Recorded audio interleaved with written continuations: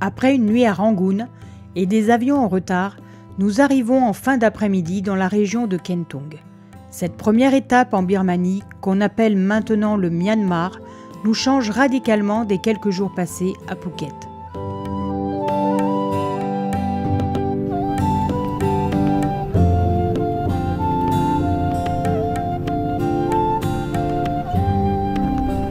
Le lendemain, nous prenons la route pour quelques kilomètres et après un contrôle des passeports, nous voici fin prêts pour le premier trek avec Sai, notre premier guide.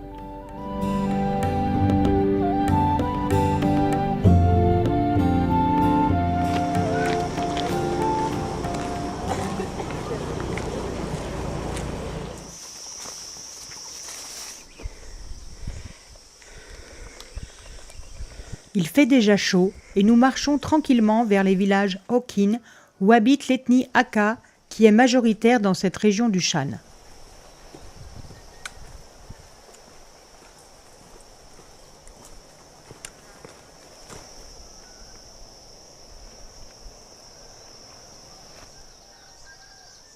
Nous arrivons au premier village. Notre guide semble très à l'aise avec les habitants qu'il connaît bien.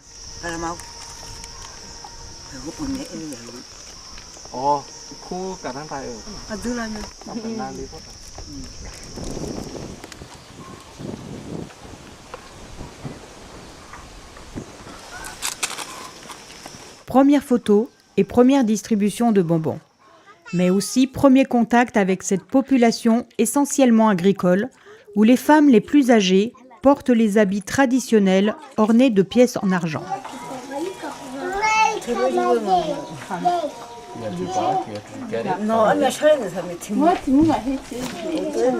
So I'm going to ask the price.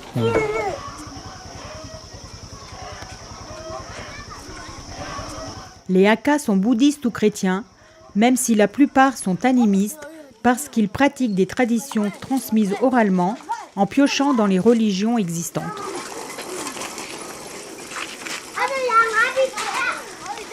La grand-mère sait d'ailleurs faire respecter la façon de quémander.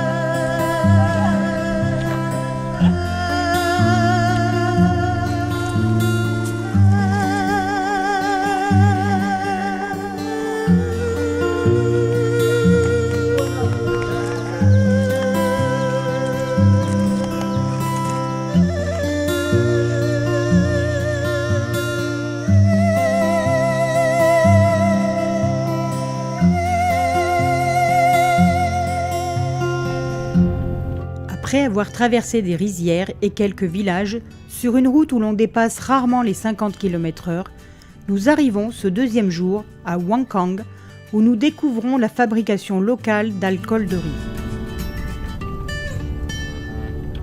They will put the yeast mixed with the yeast.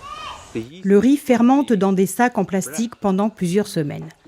Il est ensuite chauffé dans de simples fûts à huile, dont certains font office d'alambic de fortune.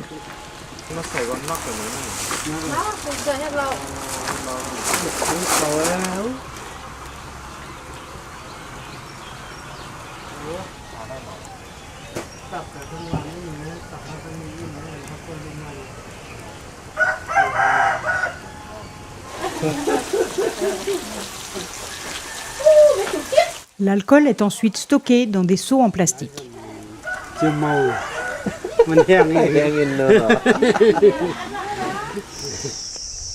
Le prochain village est Wangpin, où nous sommes présentés au chaman.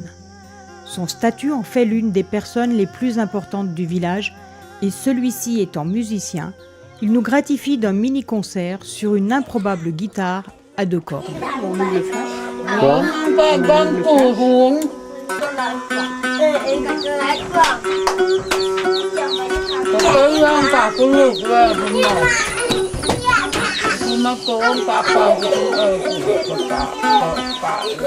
Mais le plus important sont les vêtements que notre guide a récupérés en ville et qu'il redistribue dans ces villages où le niveau de vie ne permet pas ce genre de dépenses.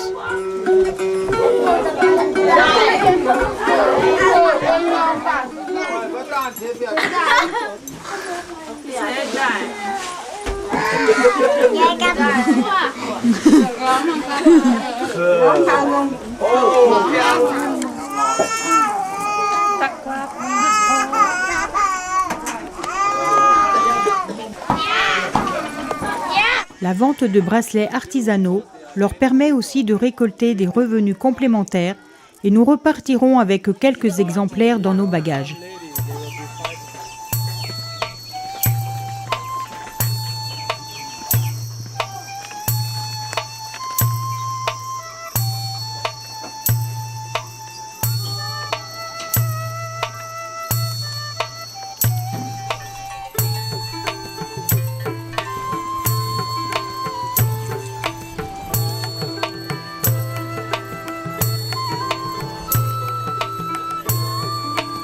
Ici, c'est le village de la minorité ethnique Heng, où les femmes se laquent les dents en noir, mais c'est un signe de beauté pour ce peuple qui vit comme ses ancêtres et ne semble pas vouloir changer les coutumes.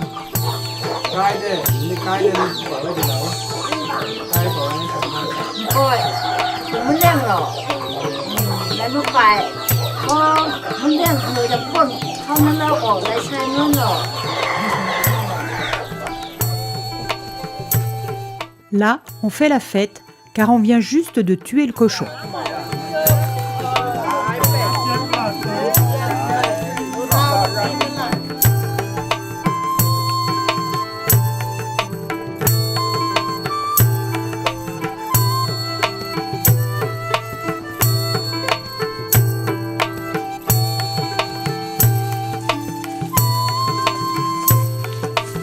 En traversant le dernier village, nous rencontrons ce groupe d'enfants qui au premier abord s'enfuient, mais après quelques bonbons, finissent par nous donner chacun leur prénom. Abou. Ija. Abou. Aimé. Ija Abou. Aimé. Bula. Ija. Api.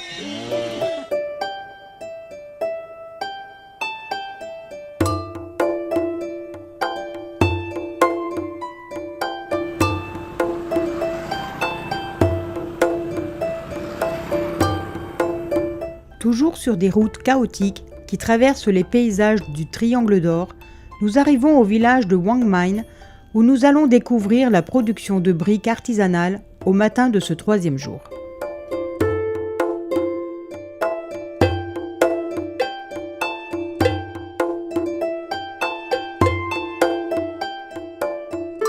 Ce qui nous impressionne en premier, c'est cette petite femme qui transporte toute la journée les briques séchées pour qu'elles soient empilées afin de former un four gigantesque où elles seront cuites. Une trentaine de kilos sur la tête et les bras.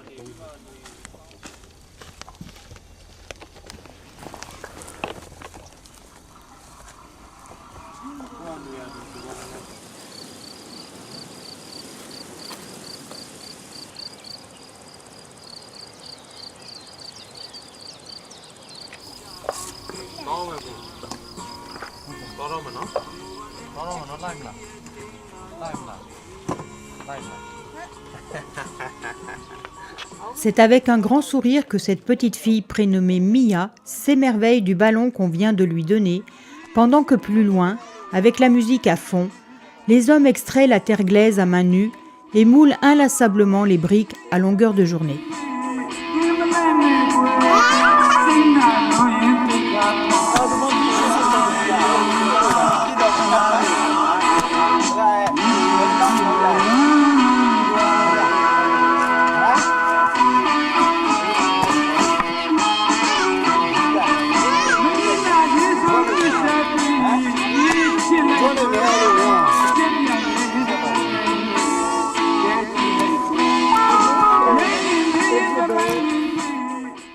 autre technique consiste à recouvrir les briques de paille de riz et de créer un brûlot qui cuit les briques lentement.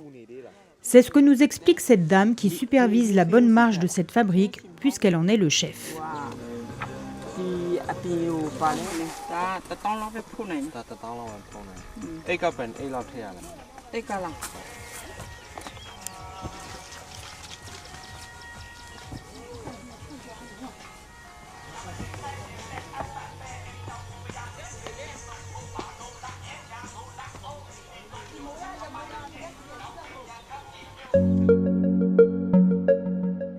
Des forêts d'hévéa aux rizières verdoyantes, la route qui mène au monastère d'Azwamdoy est propice aux arrêts photos.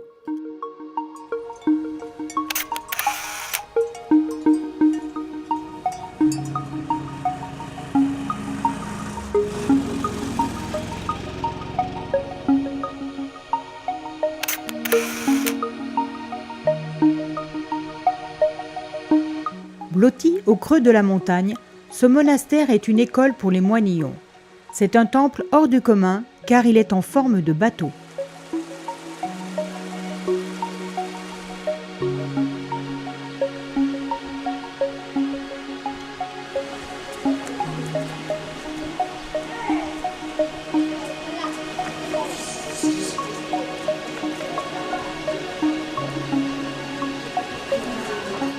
C'est l'heure du repas et les novices arrivent de tous côtés avant de s'attabler sagement pour manger avec appétit pendant que quelqu'un fait résonner le gong.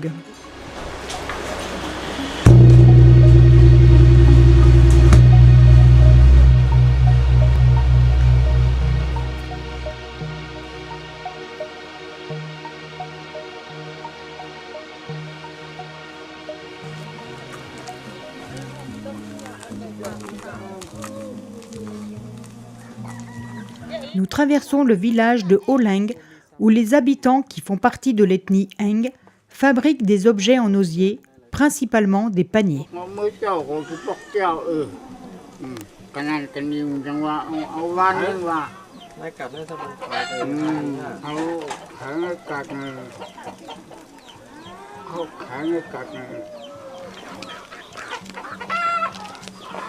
He's not follow the strict way to sacrifice.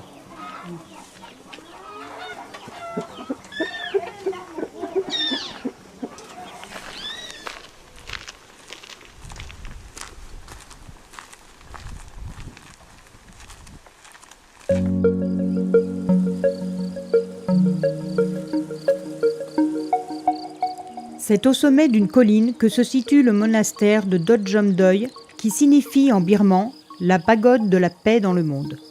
Du balcon, on a une vue magnifique sur la vallée, les champs de riz et la montagne aux alentours.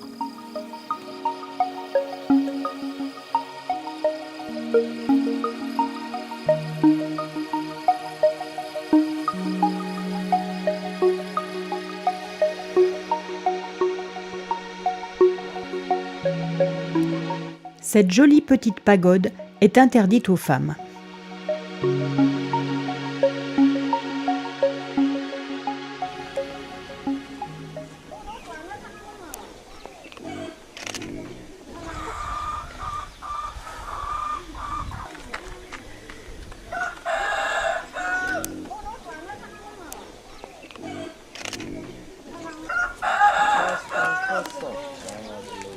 C'est au village de Vansay que nous rencontrons une fumeuse de pipe. Puis, nous sommes fortement sollicités par des vendeuses de colliers, comme bien souvent en Asie.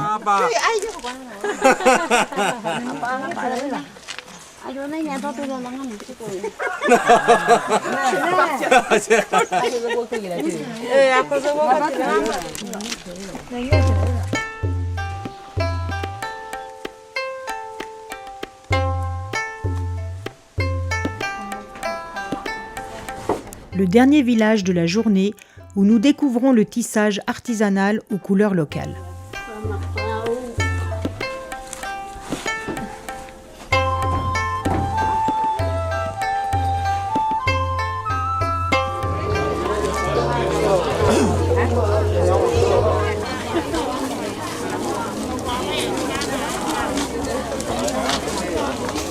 On on ne peut pas quitter Kentung sans la visite du marché local.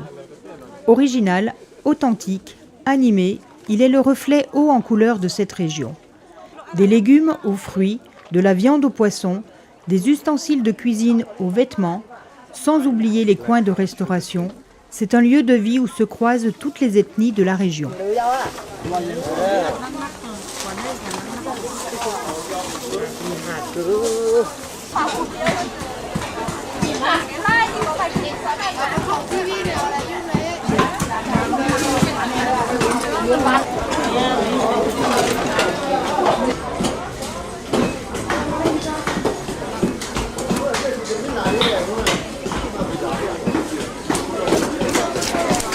Si la viande est un peu dure, ce n'est pas compliqué.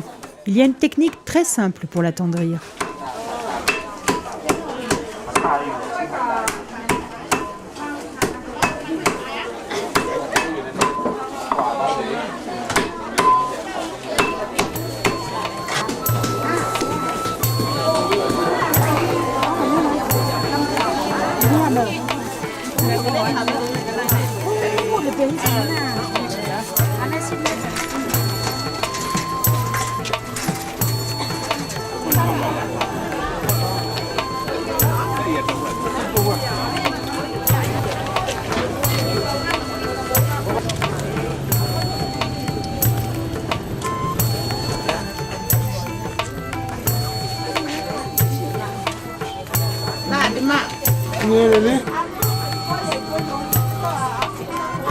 Cette dame vend des faux billets pour les offrandes au temple. Il paraît que ça porte chance.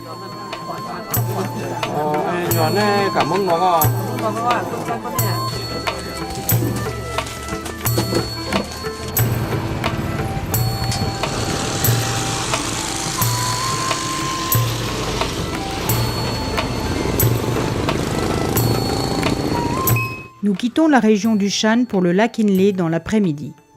Et une fois de plus, le vol aura 2 heures de retard et nous arriverons à la nuit tombée.